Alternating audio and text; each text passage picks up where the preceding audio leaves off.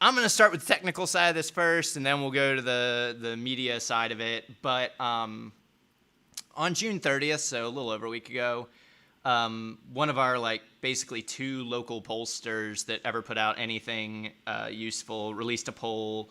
Amber Integrated, which is a collection of I think former Republican strategists, PR people, whatever.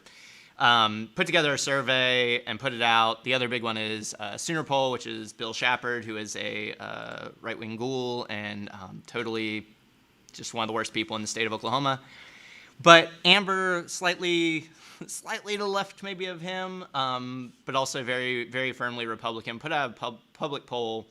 And top of their key findings were Governor Stitt is the most popular elected official in the state. He is, according to them, sitting at an approval rating of 59%, which isn't spectacular, but it's high. I mean, anything over 50% is usually a good sign. And obviously, if he's got 59% overall, that means he's got tremendous support amongst Republicans. And so, yeah, their poll from March, his approval's up 6%, which is bad. He's trending upward. Which, if you're gearing up for 2022, you don't really want to see that if you want him replaced.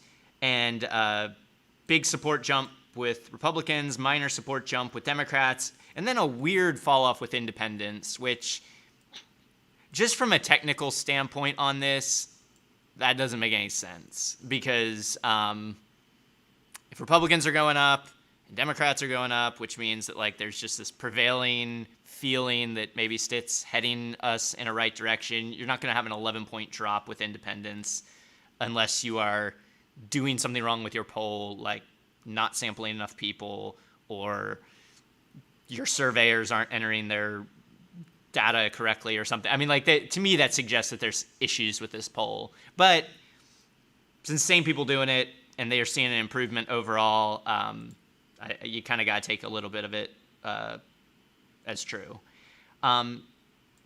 Related to that, they also found Senator James Lankford's rebounded in popularity since their March poll. In March, he had an approval rating of 47%. That is very bad for an incumbent. Today, it's at 54%. But again, the important part of that breakdown, if you go and look at the crosstabs, which is how they split out all the breakdowns by age, by demographic, by partisanship, he's got 71% approval with Republicans, which is, where they think, where a primary fight is going to be is with Republicans. So, I mean, I do feel like I'm somewhat of an expert on this, but, if you're going to tote a Republican civil war, 71% approval with the people who are fighting with each other doesn't seem like much of a war. And just to blow through real fast, NBC. Really Go quickly, ahead. Nick. Go ahead. This is of voters, not of the general public, correct? Right. So this is, Yeah. and somebody pointed out in chat, 500 sample size, which is small. I mean, that's kind of your bare minimum for a poll. And it's usually it's registered or likely voters is what they say.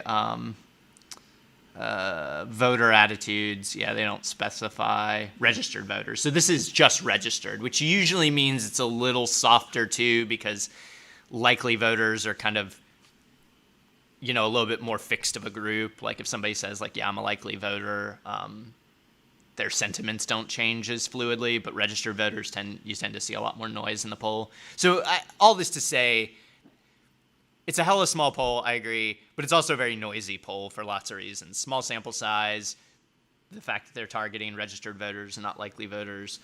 So you got to take it with a grain of salt. But if they did the same last poll, the same as this one, I mean, they're definitely catching a trend that Stitt, Lankford, and whoever else are on an upswing, which is not great. I mean, it just means the Dems and the opposition have not made their case to voters in a meaningful enough way to have it show up in polling. And what's interesting, though, is last week people went crazy about the fact that Bennett, the new Republican Party chair, John Bennett, endorsed Jackson Lemire for Senate. And so NBC, The Hill, Daily Beast, Norman Transcript, like, and there were a bunch of other outlets too. I mean, I think I saw it in Politico and a couple other places. So like this story got run everywhere, that there is a huge battle brewing against Lankford. And you know, if you'd asked me in March, I would say there definitely is or was. But you ask me today, I feel a little less strongly about that. Give us a percentage, Nick. You have the political chops here. If someone wants to put a gun to your head and says, what is Lankford's chances of winning the primary against Lemire? Or however you want to do it. You want to give Lemire a chance for upset, or Lankford's chance for a non-upset, I suppose. What would you put the percentage at? I mean, right now today, I mean, I'd say Lankford wins by 20 or 25 points, like crushes him. I mean, I think Lankford's got, because then if you start going into the polling data is hard data, you know, critiques about the poll aside, it is hard data. Then you start going into the soft stuff, and like, I'm going to get to that a little bit more, but, you know, he's racked up all sorts of endorsements. I mean, I think Stitz endorsed him. Mike Pompeo came out for Lankford. I mean, Lemire's gotten like the insane people to endorse him. I mean, he's gotten John Bennett's, the Republican Party activists, you know, the most extreme elements in our society to sign on. You know, Lemire had the rally last week, the big QAnon thing. They didn't do a very good job promoting it, and it was very lightly attended. I mean, they set up seats for, you know, a couple thousand and got 500. That's a bad sign. I mean, when you can't even fill, you know, a modest convention center space, and you've brought in Michael Flynn, you brought in headliners, like you put on a QAnon rock show basically, and you can't even get 1,000 people out. Like, I don't know. Doesn't suggest to me that you've got overwhelming enthusiasm. So yeah, I think Lankford crushes him. And I haven't seen fundraising amounts, but I promise you, James Lankford is sitting on a mountain of cash, like unfathomable amount of money. And I'd be surprised if Lemire's even raised $1 million probably at this point, because he raised a little bit to come out the gate, but I think it's probably cooled off significantly since then. Now, if Trump rides out and helps, I mean, maybe that shakes things up. But anyway. Here's the thing, right? First and foremost, the media, and I hate that term. It's like, oh, the media. But like everyone in the mainstream media, there's a reason like this was picked up by larger media outlets. And the reason is they loved this Republican Civil War storyline. And they've loved it for 5 years, right? Since Trump, quote unquote, broke the Republican Party. They've loved this internal war amongst the Republicans, but there's not a fucking internal war amongst Republicans. There are about like 11 motherfuckers who were big in Republican politics that left after Trump. There actually are some like independents and suburban voters that came out with like some Pew Research that voted for Joe Biden, but they're gonna probably go back to the Republican Party. There's no war in the Republican Party because Trump has like a 90-something% approval rate. There was one of those on the net, and it with Amber or whatever the fuck it's called. Mm-hmm. They're saying that like 19.3% want to put Trump on Mount Everest, and like 19.3% want to put Reagan on there. What fucking war are you talking about? There's no internal strife amongst the Republican Party. They're just looking to find that. Right. And here's the reason why there's no fucking issue amongst the Republican Party. They have one goal and one mission, and that animates them. They have one goal, one mission, one purpose: plutocracy. Right. And if you have a singular goal and you don't give a fuck how you get there, then everything on the far skirts will be noise. You will simply adapt to get your plutocracy. What we saw in the 90s, it was, free trade and a strong national defense. And we, hella pro-life and all of that shit. And the contract with America for Newt Gingrich, that got them their plutocracy. when Trump got elected, it was fuck some free trade, right? It was fuck all of these alleged um, high character men and morals and values that they allegedly champion got thrown out of the fucking window, right? And because you don't God, Stuart Stevens' book, right? Like, how do you go from believing all of these things and one man runs and the next year you don't believe them at all? The answer is you never fucking believed them, right? If me and Oklahoma Progress Now fall the fuck out and I'm banished from Oklahoma Progress Now forever, and you see me at Bobo's Chicken next month and say, Ron, how you feel about healthcare? I'm gonna say everyone should fucking have it, right? And the government should pay for it because I genuinely believe that. All they genuinely believe is maintaining plutocracy, and that's the entire fucking party, right? All of the power brokers, at least, and you have like 9 or 10% that are crazy, but are going to go along for the plutocracy. How did Trump govern? That's how you have to. Did Trump govern? If Trump and if you put Trump's record next to Mitt Romney's, and had Mitt Romney been president, would it be any fucking different? And people could say, well, Mitt wouldn't have done many of the more horrendous things, like the border crisis, the Muslim ban, the shithole countries. No, he would have, because that's the cost of maintaining the plutocracy, right? So there is no fucking civil war in Republican politics. Langford's probably gonna win. Oh, by the way, people saying like Trump will support. Trump's main focus is riding with winners because he so associates winning with his brand. That's why he's taking this fucking loss so hard. So yeah, Trump likes who likes Trump.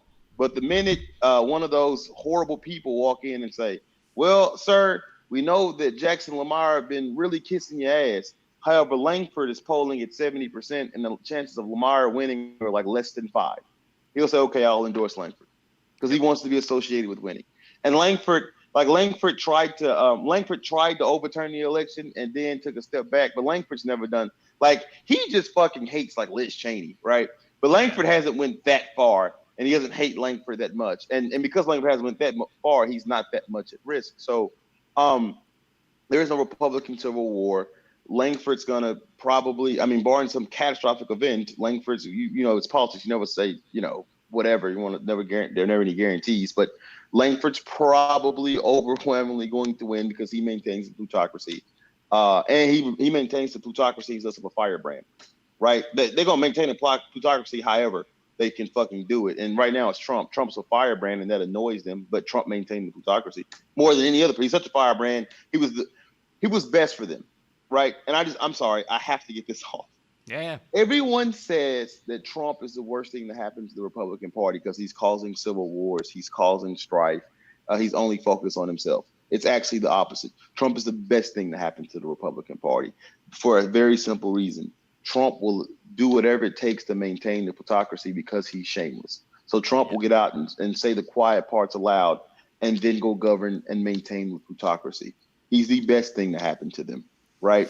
Because their overall goal is maintaining the plutocracy. So there is no internal civil war. You'll see some upsets occasionally. It's fucking politics. I haven't even seen data to say that they're like more primary upsets since Trump arrived in 2015. Yeah. Right, there were probably. Cantor, the guy in Virginia, got upset by was it Blatt, like in like 2012, 2014 or something. So I haven't even seen data to show what is alleged civil war that there are more primary upsets than there were in 2012, 2014. No, the Tea Party was like when the Tea Party came to power is when they really that's when you had those big waves of upsets. And you go back and say, well, who was in charge back then?